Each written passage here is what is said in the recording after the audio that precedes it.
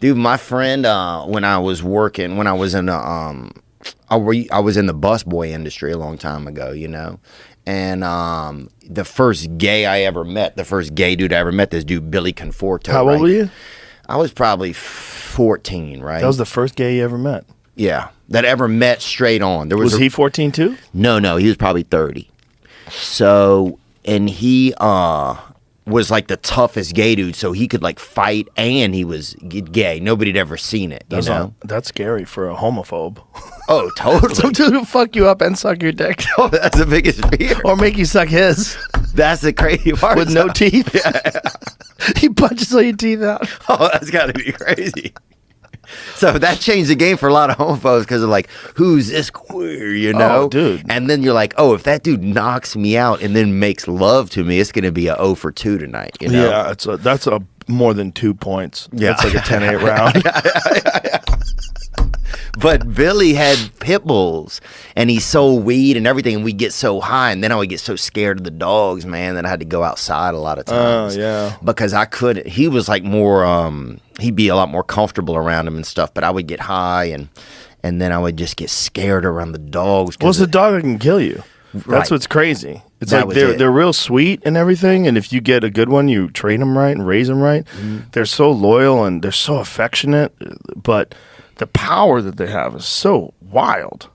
Yeah, I mean, Billy would put on like an Adidas tracksuit and make him like attack things in his yard and shit. So he was like, so he was training him to be like that. He was, but he also loved them. But he like also was like from a tough area, so you know there was a value in having the dogs be tough. And yeah, there's a lot of people that have that, right? They have dogs that are just protection, yeah, like around their house all the time. If you live in a rough area, there's no better thing than dogs.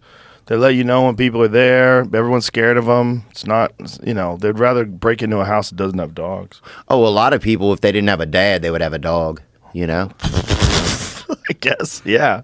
Yeah, if you're young, yeah, you have a few dogs. The wife would get a dog a lot of times if they didn't have a husband, I remember. Yep. But there was a lot of dangerous dogs in my neighborhood growing up. The problem is when they get loose. Oh, yeah. When you have dangerous dogs and you don't do a good job of containing them, I was always worried about my dog getting out. My dog Frank Sinatra, he was a pit bull that was bred for hog hunting in Hawaii. They breed them different, and they actually have longer ears. It's really interesting. They're almost like Labrador ears because the whole idea is that they're picking up scent. You know, dogs pick up scent with their ears. That's why bloodhounds have those crazy long ears. Really? As they're running. It's like, you know how you fart and you like waft up the smell? Like, whoo, what is that? Yeah. Jesus Christ. Well, dogs are doing that with their ears as they're running. They're wafting up these scents. So they could pick up little minuscule particles of scents as they're wafting up. And my pit bull had longer ears. He had ears almost like a Labrador, but he was a pure pit bull. But big fucking head, just jacked body. And he would, like dogs would come, like dogs that were loose would come to the fence and fuck with him. And he would go crazy. He just couldn't get to them, and they would be fucking with him. And one dog pissed on his fence, like just lifted his leg up. A Labrador came by, pissed on his fence, and so he started slamming his head into the metal bars, like so his wrought iron metal bars, and he slams his head into the bar, and he's like mostly head, right? And pit bulls are like 50% head, and he's just like fucking.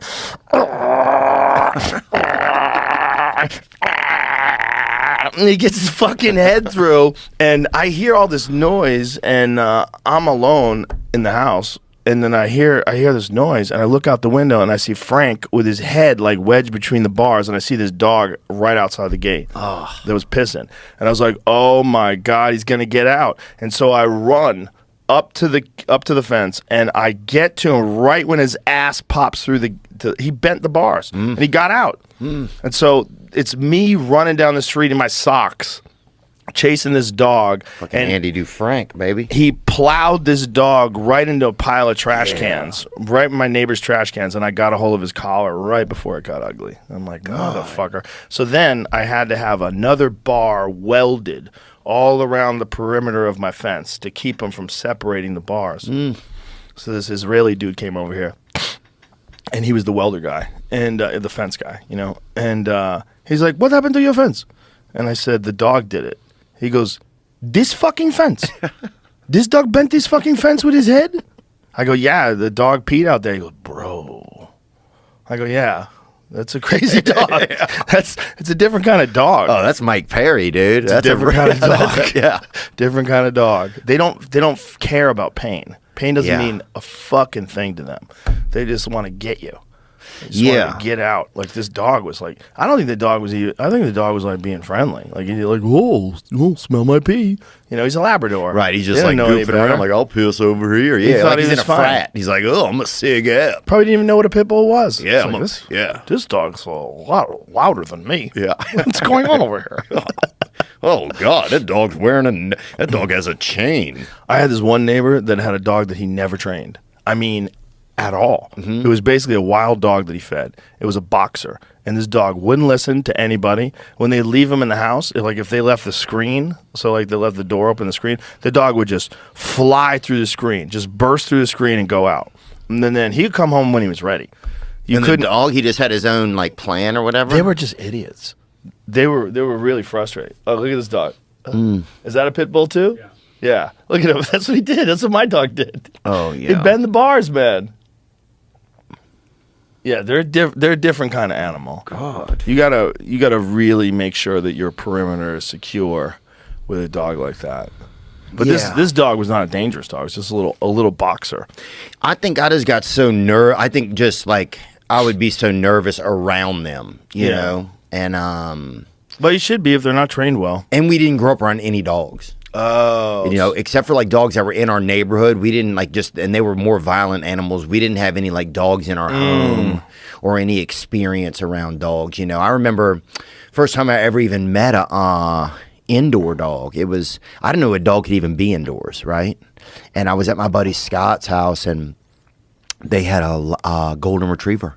And this bitch came around the corner, dude, and I was like, who in the fuck is that? I mean, it was like the most beautiful thing. I mean, it was just like fluffy and oh, beautiful. gorgeous. Fucking They're long blonde gorgeous hair. dogs. It was like Suzanne Summers, dude, just coming. And I was like, damn, that thing is fucking fine, you know? Suzanne Summers. I just never seen a dog look like they had like gotten a good night's sleep, you know? Remember